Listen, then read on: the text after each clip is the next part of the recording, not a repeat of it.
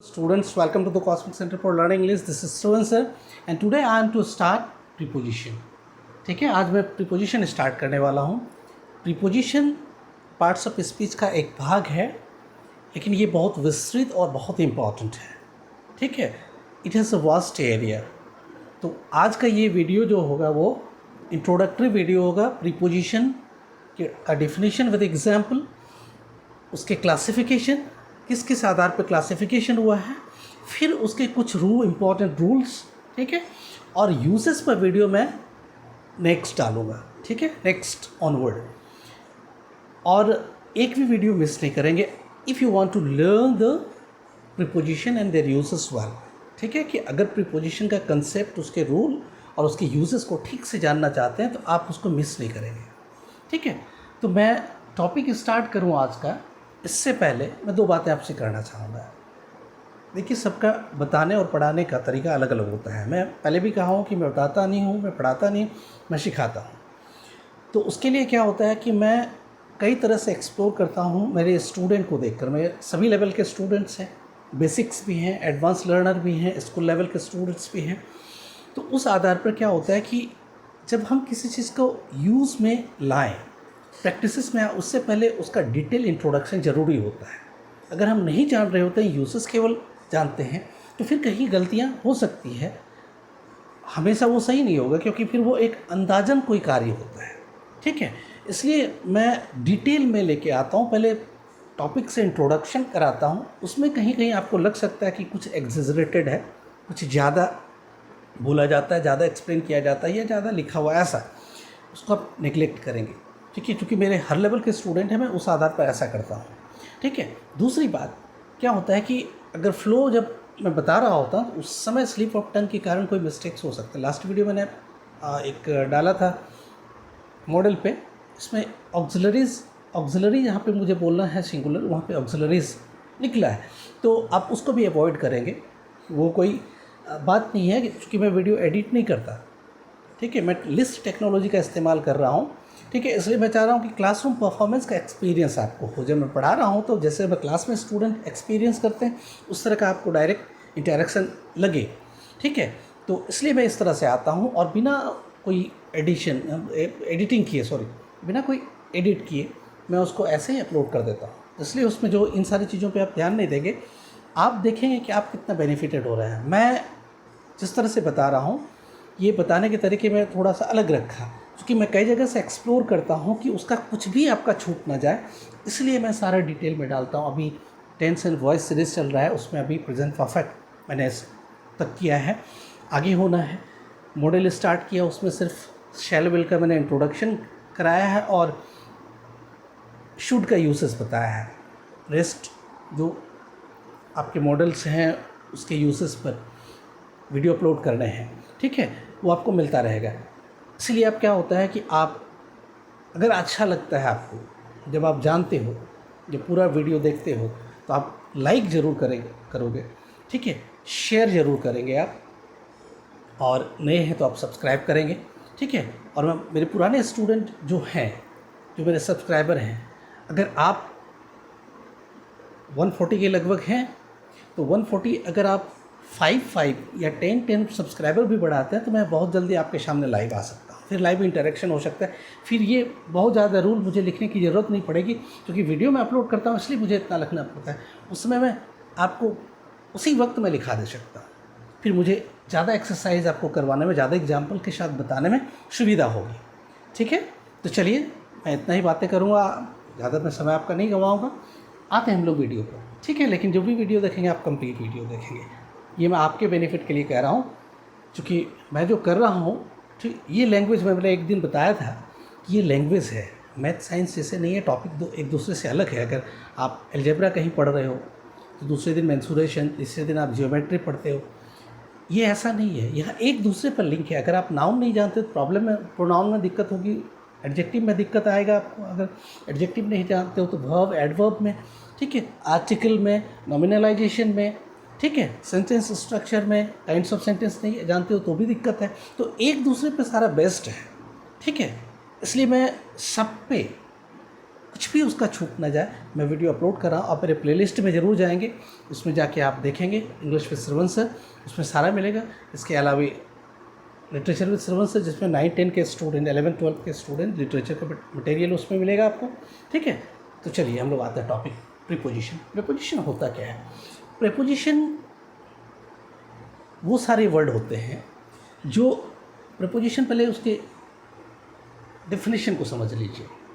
इस वर्ड को हम लोग थोड़ा एक्सप्लेन करते हैं। इसको अगर ब्रेक करें तो क्या होगा? प्रे और पोजीशन। प्रे माने पहले, पोजीशन मतलब स्थान, जगह, जो पहले आता है। ठीक है, पोजीशन मीन्स प्लेस और प्रे मीन्स बिफोर। ठीक है, तो जो बिफोर प्लेस्ड होता है, किसके बिफोर? नाउन या प्रोनाउन के।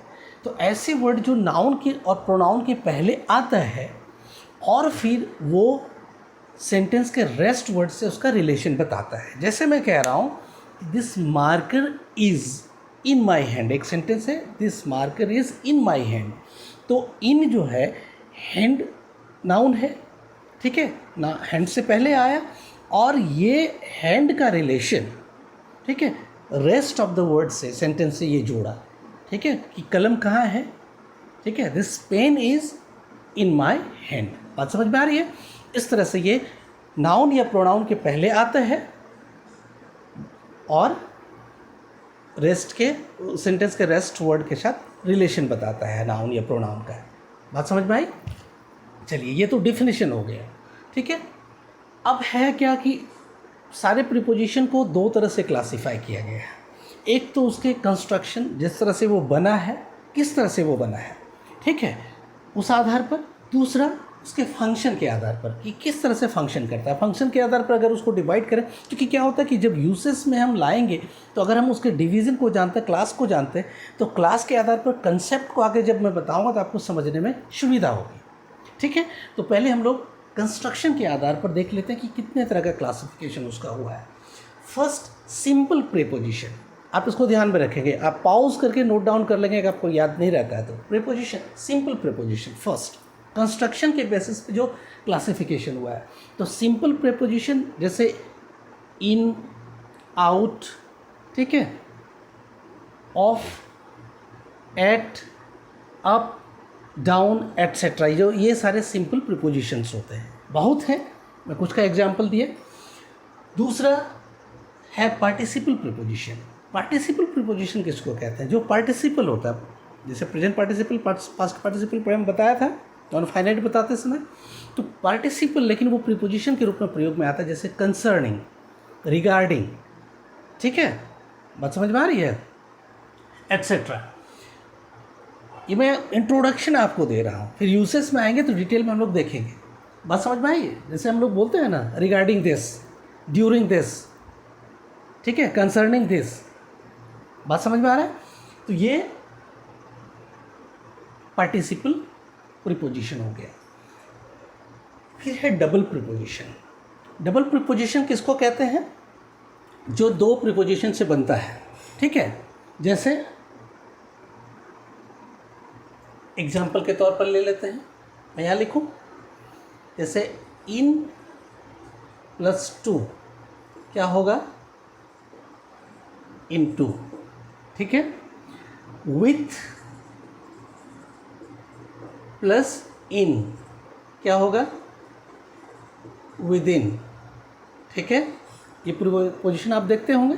अपॉन, ठीक है, अनटू, ये सारे क्या कहलाते हैं? डबल प्रीपोजिशन कहलाते हैं। ये क्या कहलाते हैं? डबल प्रीपोजिशन कहलाते हैं। बात समझ में आई?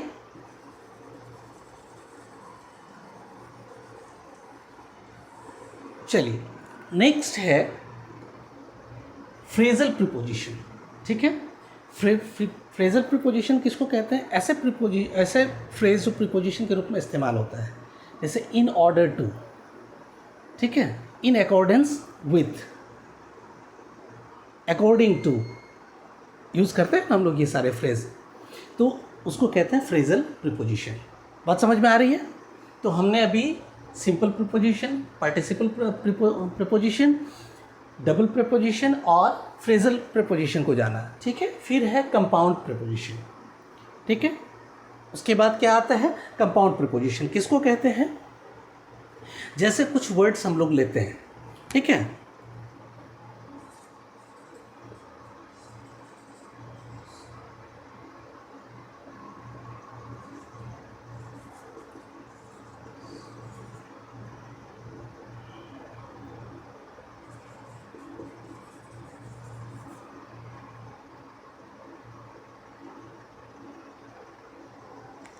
ठीक है, अब देखिए ऑन प्लस क्रॉस, ये मैं डबल प्रीपोजिशन की बात, कंपाउंड प्रीपोजिशन की बात कर रहा हूँ कि कंपाउंड प्रीपोजिशन कैसे बनते हैं।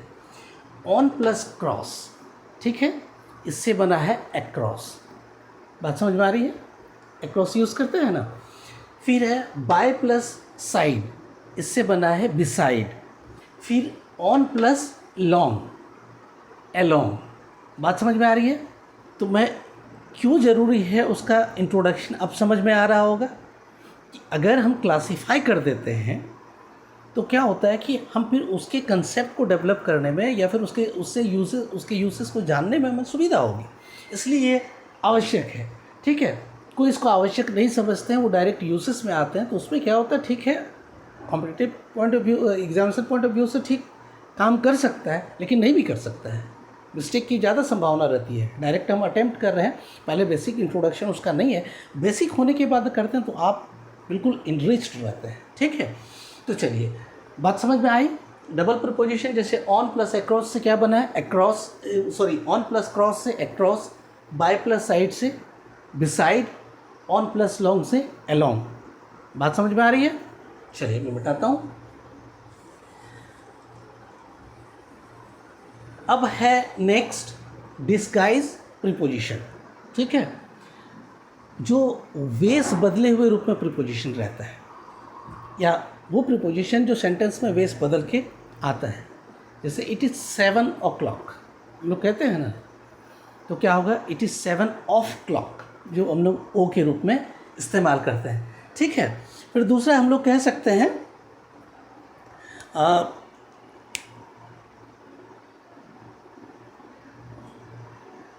आई प्ले क्रिकेट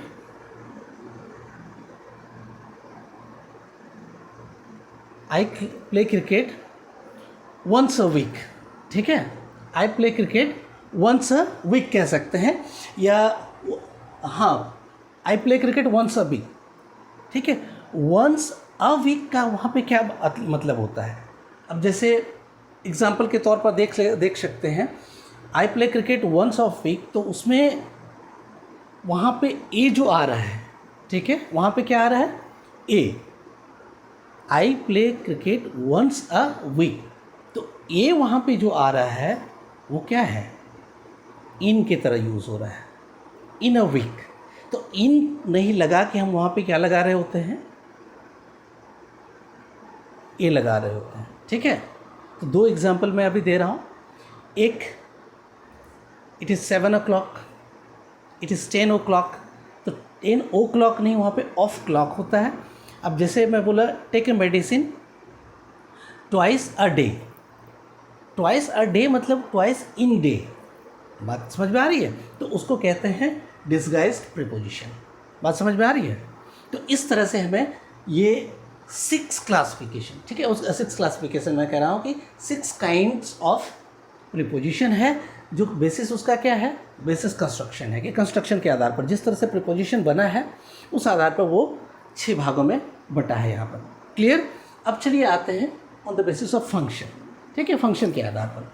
तो प्रीपोजिशन ऑफ डायरेक्शन, ठीक है, प्रीपोजिशन ऑफ डायरेक्शन, ऐसा प्रीपोजिशन जिससे दिशा की सूचना मिले, ठीक है, जैसे टुवर्ड्स। बात समझ में आ रही है। की और, बात समझ में आ रहा है कि नहीं आ रहा है, ठीक है। अनटू का भी हम इस्तेमाल कर सकते हैं उसके लिए। फिर है प्रीपोजिशन ऑफ प्लेस और पोजीशन। प्रीपोजिशन ऑफ प्लेस, ऐसा प्रीपोजिशन जो प्लेस को शो करता है, ठीक है, जैसे अप, बिलो, अंडर, ठीक है, ये पोजीशन को। फिर प्रीपोजिशन ऑफ टाइम, जिससे टाइम की सूचना मिले, बात समझ में आई? तो ऐसे प्रीपोजिशन जो टाइम दर्शाने के लिए प्रयोग में आता है। बात समझ में आ रही है? तो ये क्या कहलाता है? Preposition of time. तो आपका preposition of direction, preposition of place और पोजीशन, प्रीपोजिशन ऑफ टाइम, ये 3 क्लासिफिकेशन आपका फंक्शन के आधार पर हुआ। Is it clear? अब हम लोग कुछ उसके रूल्स को जानते हैं। ऐसे प्रीपोजिशन अभी मैंने बताया कि वो जब भी आता है नाउन या प्रोनाउन के पहले आता है, ठीक है, या नाउन या प्रोनाउन के जगह पर कोई अगर फ्रेज आता है, कोई क्लाउज आता है तो उससे पहले वो आएगा। बात समझ में आ रही हो? कोई फ्रेज भी हो सकता है नाउन के रूप में जो सेंटेंस में एक्ट कर रहा हो, कोई क्लाउज हो सकता है, ठीक है, या जो भी वहाँ नाउन के रूप में या प्रोनाउन के रूप में आएगा उससे पहले इस्तेमाल हो सकता है। लेकिन कुछ एक्सेप्शंस है, कुछ रूल्स ऐसे हैं जिसको जानेंगे कि जिसकी वजह से उसका पोजीशन बदलता है। और वो रूल मैंने हिंदी में लिखा है ताकि मेरे सारे स्टूडेंट, ये चूँकि याद नहीं रहे बाद में फिर उसे समझने में दिक्कत ना हो, इसलिए मैंने हिंदी में लिखा है, ठीक है। मिक्स करके देख लीजिए ताकि समझ में आसानी से आए। पहले आप देख लीजिए क्या होता है कि generally preposition is used before an object, ठीक है। अब ये भी एक रूल है, इसलिए आप ध्यान रखेंगे उसको। Generally preposition is used before an object. Generally क्या होता है, प्रीपोजिशन का इस्तेमाल कहाँ करते हैं हम लोग? ऑब्जेक्ट से पहले। अब ऑब्जेक्ट सेंटेंस में क्या क्या हो सकता है? नाउन, प्रोनाउन, जेरंड, इन्फिनेटिव और नाउन क्लाउज। बात समझ में आई?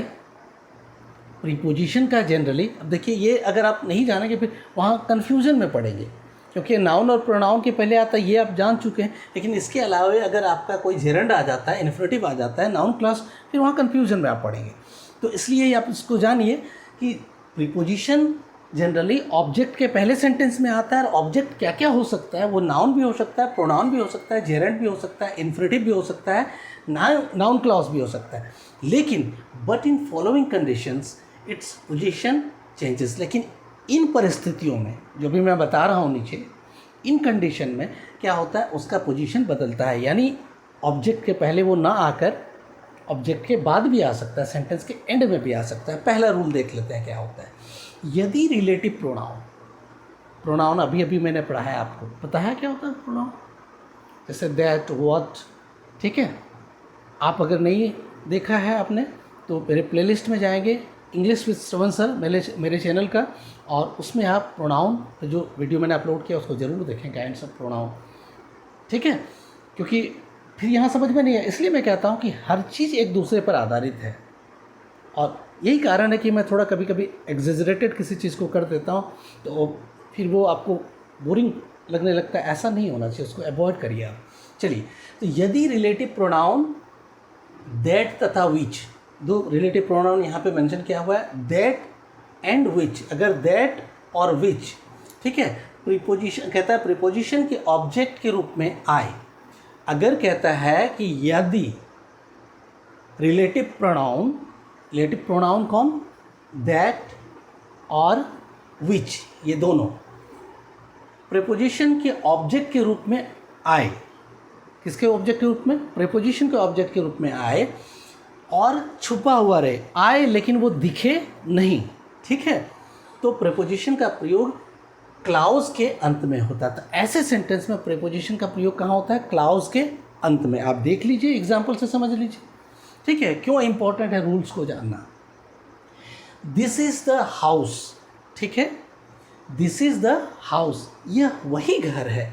अब जैसे यहाँ पे दैट रिलेटिव प्रोनाउन का यूज़ होना चाहिए था, लेकिन यहाँ पे नहीं है, यूज़ होता नहीं है, छुपा हुआ रहता है। This is the house I told you about, ठीक है। तो ये जो क्लाउज है I told you, that I told you, ये क्लाउज है ना, ठीक है। बात समझ में आ रही है? मैंने क्लाउज बताया था, मेन क्लाउज, सबऑर्डिनेट क्लाउज का classification, noun clause, adjective clause, adverb clause बताया था। तो यहाँ पे देखिए कि दैट आई टोल्ड यू, यहाँ पे नाउन क्लाउज है ना, तो ये नाउन क्लाउज क्यों है? क्योंकि नाउन के रूप में यहाँ पे आ रहा है। ऑब्जेक्ट क्या होता है? मैंने अभी बताया कि नाउन या प्रोनाउन, या नाउन या प्रोनाउन के रूप में जो दूसरा आता है, बात समझ में आ रही है? तो यहाँ पे I told you, that I told you, ये क्लाउज है, उसके बाद आ रहा है। क्यों? क्योंकि अगर यहाँ पे दैट या विच आता है और वो छुपा हुआ रहता है, तो दिस इज़ द हाउस, ये वही घर है जिसके बारे में मैंने बताया, ठीक है, that I told you about. बात समझ में आ रही है? ये क्लाउज है ना, नाउन क्लाउज, इसके बाद में आ रहा है, इसका पोजीशन इससे पहले होना चाहिए था, लेकिन जब रिलेटिव प्रोनाउन आ जाता है लेकिन वो दिखता छुपा हुआ रहता है, तो उस केस में क्या होता है कि बाद में प्रयोग करते हैं। दूसरा सेंटेंस समझ लेते हैं। He is my only friend, he is my only friend I talk to, ठीक है, वह ही सिर्फ मेरा एक मित्र है, वही सिर्फ एक मेरा मित्र है जिससे मैं बातें करता हूँ, ठीक है। तो अब यहाँ पे हूँ छुपा हुआ है, तो क्या होता है कि ये टू प्रीपोजिशन जो हमें आई टॉक के साथ आना चाहिए था, हूँ आई टॉक, ठीक है, ये क्लाउज है, इससे पहले आना चाहिए था लेकिन उसके बाद में आता है। तो किन किन परिस्थितियों में प्रीपोजिशन अपना पोजीशन बदलता है, एक रूल ये समझ में आ गया होगा, और नहीं भी आएगा फिर आप कमेंट बॉक्स में डालेंगे, मैं उसको फिर से एक्सप्लेन करूँगा और एग्जाम्पल के साथ, ठीक है। नेक्स्ट, और फिर यूसेस में हम लोग देख ही लेंगे। यदि रिलेटिव प्रोनाउन व्हाट का प्रयोग, यहाँ पे रिलेटिव प्रोनाउन क्या क्या था, दैट और विच, ठीक है। एक यहाँ पे हुम का भी प्रयोग मैंने किया है, ठीक है, दैट विच नहीं, हुम भी होगा, ठीक है। यहाँ पे मैंने दैट और विच लिखा है, यहाँ पे हुम का प्रयोग मैंने एग्जाम्पल में किया है, ठीक है। तो ये उसी के अंतर्गत आता है जिसको मेंशन मैंने यहाँ पे नहीं किया था।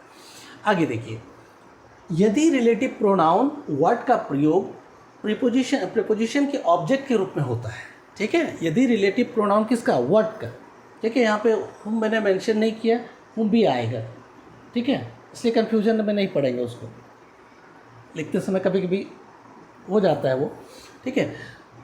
यदि रिलेटिव प्रोनाउन व्हाट का प्रयोग प्रीपोजिशन के ऑब्जेक्ट के रूप में होता है, व्हाट का प्रयोग किस रूप में, प्रीपोजिशन का ऑब्जेक्ट के रूप में होता है, तो प्रीपोजिशन का प्रयोग सेंटेंस के अंत में होता है, ठीक है, किसका, व्हाट और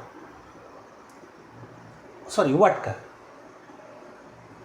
अगर रिलेटिव प्रोनाउन व्हाट का प्रयोग प्रीपोजिशन के ऑब्जेक्ट के रूप में होता है, ठीक है, अभी एग्जांपल से समझ लेंगे, तो ऑब्जेक्ट के रूप में होता है तो प्रीपोजिशन का प्रयोग सेंटेंस के अंत में होता है। एग्जांपल से समझ लीजिए, यहाँ देख लेते हैं।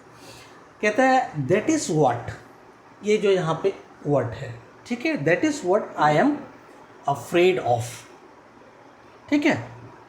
अब देखिए यहाँ पे व्हाट प्रीपोजिशन का ऑब्जेक्ट है, कैसे है, that is what I am afraid of, तो I am afraid of what यहाँ होना चाहिए था, क्योंकि ये ऑफ का प्रीपोजिशन है, ठीक है, कि that is what I am afraid of, तो व्हाट यहाँ पे स्पेसिफाई नहीं कर रहा है क्या, ठीक है, यहाँ क्या से मतलब नहीं, यहाँ जो से मतलब है, that is what I am afraid of, ठीक है, that is what I am afraid of, इसी से तो मैं डरता हूँ, उसी से तो मैं डरता हूँ, ठीक है। दैट इज़, अब दैट इज़ मतलब वो क्या है, वो तो छुपा हुआ, उसके लिए दैट का प्रयोग कर रहे हैं, उसके लिए व्हाट का प्रयोग कर रहे हैं। तो ये जो प्रीपोजिशन का ऑब्जेक्ट ये व्हाट होता है, लेकिन व्हाट का पोजीशन कहाँ है, ठीक है। अब देख लीजिए व्हाट का पोजीशन आपका कहाँ पे, that is what I am afraid of. तो एक सेंटेंस में आप इस बात को जानिए कि ऑब्जेक्ट सेंटेंस के बिगिनिंग में भी हो सकता है, सेंटेंस के मिडिल में भी हो सकता है। बात समझ में आ रही है? जब एडवांस में हम लोग जाएंगे तो मैं बताऊंगा उसके लिए, ठीक है। सेंटेंस ब्रेक करना अभी मैं बेसिक लेवल पे बता रहा हूँ, तो लेकिन कुछ सेंटेंसेस आ जाते हैं जिसको आपको समझना है, कन्फ्यूज़न में नहीं पड़ेंगे कि ऑब्जेक्ट हमेशा एंड में ही नहीं आएगा, सेंटेंस के बीच में भी कभी आ सकता है, बिगिनिंग में भी आ सकता है, ठीक है। आगे हम लोग देखते हैं। तो दो रूल बताया अभी। एक तो क्या होता है कि यदि रिलेटिव प्रोनाउन दैट, विच, हुम अगर प्रीपोजिशन के ऑब्जेक्ट के रूप में आता है लेकिन वो छुपा हुआ रहता है, तो उसमें क्या होगा, प्रीपोजिशन का पोजीशन सेंटेंस के एंड में होगा। दूसरा, अगर रिलेटिव प्रोनाउन व्हाट का प्रयोग प्रीपोजिशन के ऑब्जेक्ट के रूप में होता है, ठीक है, तो भी प्रीपोजिशन का प्रयोग कहाँ होगा, सेंटेंस के अंत में होगा। क्लियर? यदि WH वर्ड्स WH वर्ड्स किसको कहते हैं? जैसे what, whom, whose, when, how, ये WH वर्ड्स कहलाते हैं। तो कहते हैं यदि WH words who, where, which, what, whose का प्रयोग प्रीपोजिशन के ऑब्जेक्ट के रूप में होता है तो प्रीपोजिशन का प्रयोग वाक्य के अंत में होता है। ठीक है, ये सारे वर्ड अभी who, where, which, what, whose का प्रयोग प्रीपोजिशन के अगर ऑब्जेक्ट के रूप में होता है तो उसको हम क्या कहते हैं? तो उस पोजीशन में क्या होता है, उस कंडीशन में क्या होता है, तो वाक्य के अंत में उसका प्रयोग करेंगे प्रीपोजिशन का। जैसे whom did you go with, ठीक है, whom did you go with, बात समझ में आ रही? यहाँ पे एटसेट्रा में फिर मिस्टेक्स ये होता है कि लिखते समय वो ध्यान नहीं रहता, जैसे हुज करके मैंने छोड़ दिया तो आप ये नहीं समझेंगे कि यह इतना ही एंड है। इसके साथ WH वर्ड्स सारे की बात किया जो भी प्रीपोजिशन का ऑब्जेक्ट के रूप में आएगा। ठीक है, तो उस केस में क्या करेंगे हम? ठीक है, सेंटेंस ये प्रीपोजिशन का पोजीशन सेंटेंस के एंड में लिखते हैं। जैसे देख लीजिए यहाँ पे whom did you go with, अब मैं अभी बताया था वही यहाँ वापस आ गया कि ऑब्जेक्ट कोई ज़रूरी नहीं है कि वो सेंटेंस के एंड में आए। ठीक है, वो बीच में भी आ सकता है, पहले भी। यहाँ पे देख लीजिए पहले आ गया है। ये whom क्या है? with का ऑब्जेक्ट है, इस प्रीपोजिशन का ऑब्जेक्ट है।